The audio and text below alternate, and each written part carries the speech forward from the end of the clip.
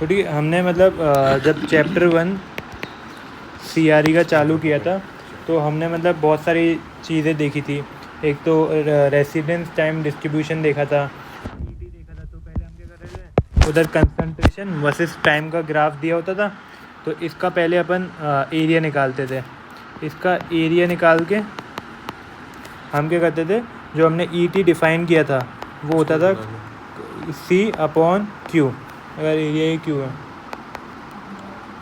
C/ ये होता था area under the CT curve. ठीक है, ये होता था area under the CT curve. ठीक है, अब मान लो ये अपनी जो कंसंट्रेशन आती थी मतलब ऐसे, ठीक है, तो होता क्या था कि हमने पिछली बार माना था जो भी हमारे आइडियल रिएक्टर थे कि जैसे हमने प्लग फ्लो में डाला तो एक साथ, जैसे ट्रेसर है, मान लो ट्रेसर क्या होता है, कोई भी स्पीसीज है वो हमने डाली कि जस्ट हमने उसका रेसिडेंस टाइम चेक करने के लिए, तो हमने डाला। तो अब के पहले सब मानते थे कि आइडियल है, सब टी मीन पे ही निकल जाए, पर अब क्या होता है, जैसे क्या नाम है, ये मैक्सिमम पार्टिकल ऐसा है जो कुछ पार्टिकल जल्दी निकल जाते हैं और कुछ पार्टिकल देर से जब जल्दी निकल आते हैं तो उसे उन्हें एक ऐसा चैनल मिल गया है जिससे वो ईजिली पास हो जा रहे हैं। ठीक है, तो नॉन आइडियलिटी वाला जो होता है तो हाँ, ठीक है, तो हमने ये देखा था और ET देखा था और FT देखा था। FT क्या था, 0 से T ET DT। ठीक है, FT की हमने ये डेफिनेशन देखी थी। WT देखा था, वो होता था 1 - FT होता था। ठीक है, जो ET होता था, मतलब ET ये FT है वो ये रिप्रेजेंट करता है कि कितने परसेंटेज ऑफ पार्टिकल, अगर इसका ये तो फ्रैक्शन आएगा, वो निकल चुके हैं 0 से T टाइम में। ठीक है, कितने निकल चुके हैं। और WT होता था 1 - FT। ठीक है, वो है, देखो ये है कितने निकल चुके हैं और ये 1 - FT करके हो जाएगा कितने अभी हैं, इनसाइड हैं, ये निकल गए, और ये 1 - करके कितने inside the react, that is spend inside. ठीक है, और ठीक है, ये सब हमने देखा था। फिर हमने देखा था कि जो FT होता है वो क्यूमुलेटिव फंक्शन था, तो इसका जो ग्राफ आता है वो ऐसा आता था। ठीक है, क्यूमुलेटिव फंक्शन ऐसे ये 1 की तरफ टेंड करता है फाइनली। ठीक है, और जो वो था, क्या नाम है अपना, WT का ग्राफ, वो 1 - है, तो जब ये कम होगा वो मैक्सिमम होगा, और जब ये मिनिमम होगा वो मैक्सिमम होगा, जब वो मैक्सिमम होगा तो मिनिमम होगा। ये हो गया WT। ठीक है, ये हो गया FT।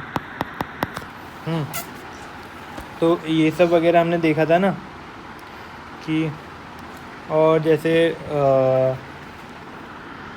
और मतलब ये है, जैसे 0 से जो ET का कर्व आता है ना, जैसे देखो हम क्या करते हैं, चार्ज निकालो, उसका डिस्चार्ज हो गया।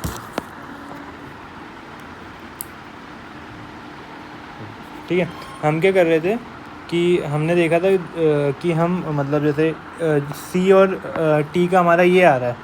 ठीक है, तो हम ET इसके अंदर का एरिया निकाल रहे थे, फिर हमारा ET आ जा रहा था, एरिया आ गया अपना। अब ये कंसंट्रेशन की वैल्यू है, हम उसको इस एरिया से डिवाइड कर देंगे तो मेरा क्या आ जाएगा, ET आ जाएगा। तो उसका भी ग्राफ सेम ही बनेगा, जस्ट y एक्सिस पे एरिया डिवाइड किया ना हमने, बस y एक्सिस की वैल्यू से एरिया डिवाइड किया, बाकी ET वर्सेस T आ जाएगा।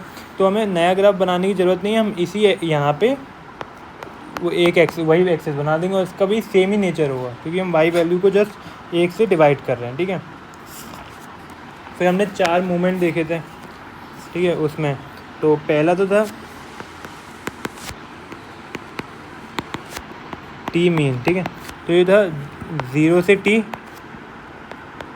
ET DT to T upon 0 से इन्फिनिटी। ये हमने ऐसे डिफाइन किया था हमने मीन रेसिडेंस टाइम को। ठीक है, मीन रेसिडेंस टाइम को हमने ऐसे डिफाइन किया था।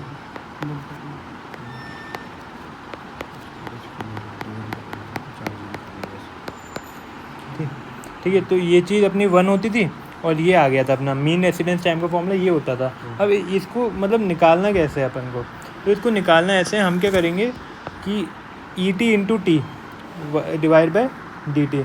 तो हम ET into T versus T का ग्राफ बनाएंगे, और जो भी फिर इसके अंडर का जो एरिया होगा वो हमारा किसको रिप्रेजेंट करेगा, मीन रेसिडेंस टाइम को। तो ये फर्स्ट मूवमेंट होता है इंटीग्रल ई टी डी टी। अगर तुम्हें देगा कंसंट्रेशन वर्सेस टाइम की वैल्यू देगा, पहले एक प्लॉट करना पड़ेगा, फिर ई टी में ई टी तो उसी में प्लॉट कर दोगे अगर बोला है तो।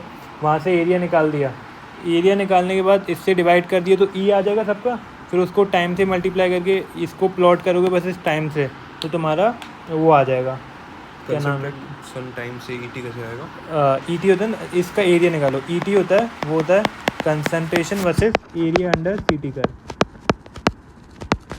तो पहले सिटी प्लॉट करेंगे, फिर उसका एरिया निकालेंगे, फिर हर कंसंट्रेशन को उससे डिवाइड कर देंगे उस एरिया से, फिर वापस प्लॉट करेंगे ई टी वर्सेस टी। अब जो ई टी होगा वो तो तुम सेम ही एक्सेस पे प्लॉट कर सकते हो ना, सी टी वाली पे वाई एक्सेस खींच के, और ई T into T versus T करोगे तो इसका एरिया तुम्हें क्या देगा, मीन रेसिडेंस टाइम देगा। ये अपना फर्स्ट मूवमेंट होता है, ठीक है।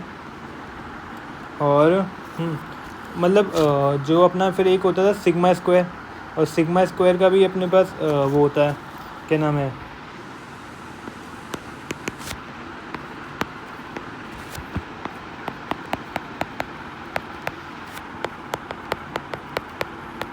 अब जो वहाँ से मीन रेसिडेंस टाइम आया है, तुम पहले क्या, जैसे मान लो सी बनाया, टी बनाया, फिर क्या किया, सी टी, फिर ई टी निकाला, फिर ई टी इंटू टी निकालोगे, क्योंकि ई T into T versus T plot करना है, और उससे तुम्हारे एरिया से तुम्हारा मीन रेसिडेंस टाइम आएगा।